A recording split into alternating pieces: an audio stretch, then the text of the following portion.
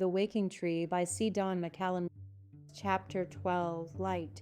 Abra, entranced, managed to cook supper that night.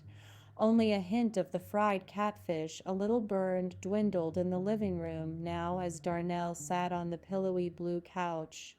Rocking up against the soft back cushion, Darnell stared mesmerized by the incessant attack the moths made on the porch light and glass door in front of him. He wished there were June bugs that would get their sticky, prickly legs stuck in his hair. He liked pulling them out. He also liked catching the moths and rubbing their furriness under his rough, dirty fingers. But not tonight. The TV just stopped its residual glow from the hours his family had watched it after his daddy came home. The statusy screen would crinkle under his touch. Not much had been said that night. He didn't mention the dead bird he buried under the tree on the edge of the yard. In a house silent such as this one, meaning and emotions manifest themselves in creaking groans of the settling house. Though words are not spoken, they are heard, thought, and rejected. They manage to find life in the deafening voice of inaction, the paralyzing stalemate of a battle never to be won. Darnell's mouth rested heavy and stiff from lack of use. His condition was not unique. Darnell lifted Rachel from his lap, where she laid sleeping for some time. He turned her up and down, letting her eyes click, sending a coded message to the bugs outside. "You can't come in," he told them. "The light will never let you in." But they didn't listen. The moths continued dancing around the bulb with no thought of what might happen if they attained the precious light. They sought it for the sake of seeking, for a chance to be close to the warmth and beauty of its glow. Darnell wondered why they wasted their time like that in their passionate flutter and drive to arrive at the unattainable destination behind the glass bulb. If Darnell could understand the intense flickering of the moth's tongue, he would hear the words that would help him shatter the thin glass he had constructed around himself. Always forward, the bugs say in their all too clear understanding of the brevity of their existence. For they are not like trees, destined to grow strong minutely toward the light of the sun for as long as the winds of nature and allow. They must go now. These bugs do not dig deeply through the many layers of soil and rock in their constant search for some nourishment for themselves and all of those around them. Theirs is an existence as brief as the flame itself, which can be extinguished with just a flick of a wrist or a well-directed breath. No hand can put out the sun. Staring at the moths summoned memories of this morning, Darnell heard the two boys chattering to his back in the yard when he buried the bird, when Josephine ran off. Her squeamish nature had made her run, he guessed. "Stop it," the younger boy had squealed as his brother stripped the legs off of Daddy's long legs and laughed. Darnell lifted Rachel up straight now, holding her by her rigid yellow-beige legs. Lifting up her little blue dress, he held her sweet plastic body to his face and inhaled her factory scent. He could have soaked her in gasoline and rinsed her in hot soapy water, but she would never lose that manufactured smell. Her skin was soft, but it dragged and pulled against his sweaty face. He licked her clean. He let her hair tickle him before letting her drop again to his lap. And still, he could feel them watching him, the figures behind the paint. They were relentless in the tactics to persuade him to free them from their fate. Under the ground is where they should be, not pretending to be what they had formerly been in their previous vital existence in the soil and elements. There was nothing natural about what they had become under the watchful eyes and distorting hands of the warehouse where they had been tortured, raped, and haphazardly reconstructed into a stifled imitation of themselves. So they said, the glint of the light on the razor called Darnell's attention to its small, imposing presence, a flat, ominous destroyer. He should not have brought it in here. Picking it up, he thought of the blood it could draw and the suffering it could cause. The relief, how his mother would cry. He twisted Rachel's arms ahead of her and her legs as well. She sat passive yet alert on his lap, ready for everything and ready for nothing. She didn't fear the smooth caress of the razor on her skin, but she would have squealed if she could when Darnell sliced a thin line in her right leg. He lifted her, looked inside of the hollow calf, and blew in the newly created orifice. Her scent was stronger there, captured in the recess of her tiny leg. Bending it back, he observed the gaping wound with wonder and moved his grip to her upper thigh, where, under his pressure, under his pull, the leg snapped clean from its socket. In the joint of her dismembered leg, Darnell blew into the tiny pinprick hole at the nub and felt his breath exit out of the razor gash. He looked into the hole of her hips, seeing where her other three joints connected to the trunk of her body. One after another, he plucked her limbs and examined their hollowness and their chemical sweet scent. Yet she still smiled and clicked her eyes open and closed, never affected by his malevolent exploration of her construction. He dropped her. She fell in pieces to the floor. Darnell stood up straight by the couch, razor in hand, and walked to the wall, where he began the meticulous task of scraping the paint from the faces hidden on the wall. It was the moon that pulled Abra outside tonight to lie on the drying, rocky ground under the stars. She stared at that ancient light for years, and now her world was finally becoming clear. These stars that endlessly watched her through clouds and skies, blue and nearly black, they interrupted her dreams and daily living in their own secret code. A message from her father. Yes, he had loved her, and he did still in the in-between place where he lived now, waiting for her presence. But the world had always weighed too heavy on him when he was upon it. His sun-browned shoulders had never been as strong as they seemed to the little girl who had loved to dance, her feet on his, stepping slowly on the dry soil, rejoicing beneath them. And now he saw her.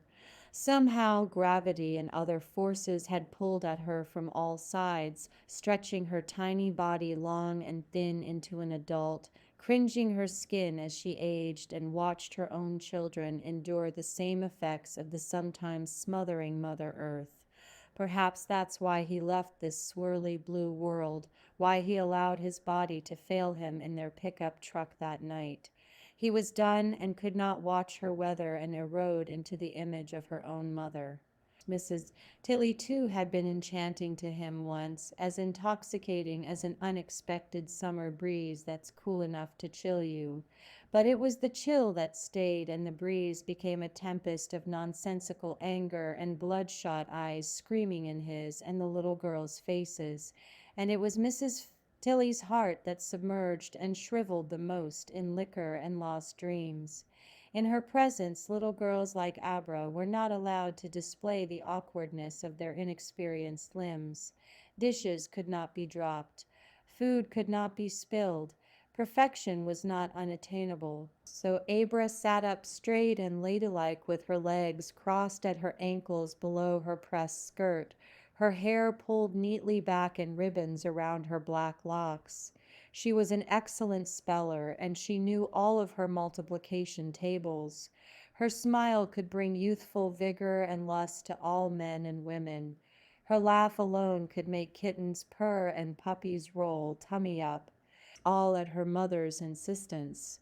That is, until her mother realized that she had unwittingly used all her own tidal powers of magnetism to move this little girl, this little earth, into a position of eclipse.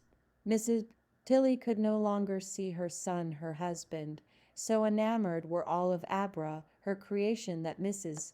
Tilly did all that she could to obliterate that little world entirely, that little abracadabra girl, the one who dared to take her place in the sun. She very much would have liked to have annihilated the girl, to create an asteroid belt anew and slide herself into a position where she alone could feel the sun's hot flickering rays. At night, Mrs. Tilly would crawl up next to her little girl and whisper in her daughter's ear, I was the one who cut up your babies, she'd say, her breath dead and decaying in her mouth. Daddy said he's going to sell you to Mr. Tate down the road so he can kiss on you with that nasty mouth of his. They're going to have to comb you out of his old smelly gray beard. As her mother spoke, Abra saw in her dreams a red, dusty road before her and Mr. Tate sitting there on his porch, his clothes tattered and layered in stains. His creaking chair fought to drown out the filthy-minded cackle coming from his rotting house. Yeah, he'd say, going to make for some good eating. I like skin and bones. It's the marrow that tastes so good. His laugh climbed down Abra's throat and stirred her juices up, making her want to vomit. Abra walked on by trying not to tremble, not wanting to give away her fear to him. But she was sure he could smell it like any other animal. She wanted to run. She wanted to scream. My daddy won't let you, she'd think, feeling Mr. Tate's eyes on her backside.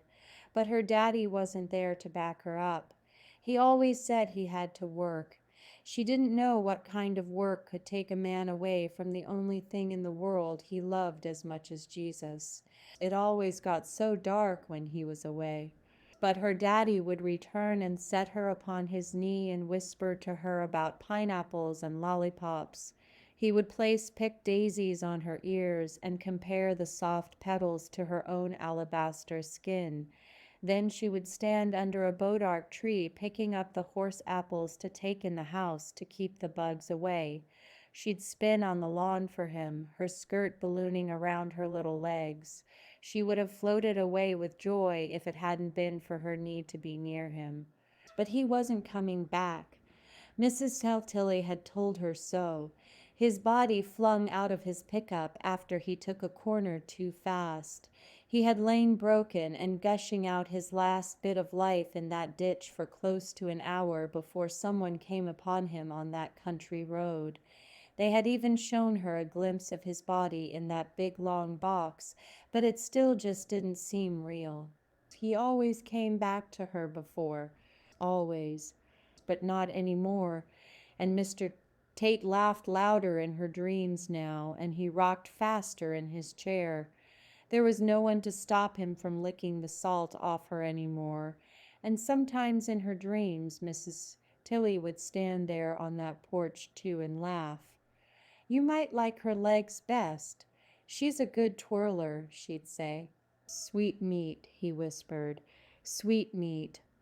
The stars confessed their secrets to her, and a cool breeze finally came, but she didn't shiver at its touch this time. The hot earth under her kept her warm, and last night's light, the quick traveler through the woods and clouds, came to hover over her and stopped still. Coming to her feet, Abra leaned against my trunk for support and cried for her daddy, wanting him beside her again. I couldn't stop him after you went away, she cried to the moon. I know, Bernadine hummed with me, holding Abra up. I can't get the taste out of my mouth. I'm covered in him. She wanted to vomit. Shush, Bernadine said, picking Abra up. Shush. If Abra could have opened her eyes through her erupting anguish, she would have seen her house dropping away and the world becoming just a distant speck among a trillion others, and the quickly approaching sun. Together they flew with their instinct wings to a rising solar flare and let it pull them in as a spiraling light and as the soft essence of a girl. Thank you for listening to The Waking Tree by C. Don McCallum. If you're enjoying this story, please consider sharing it with someone you know. And please like the video and subscribe to this channel to help others discover these stories.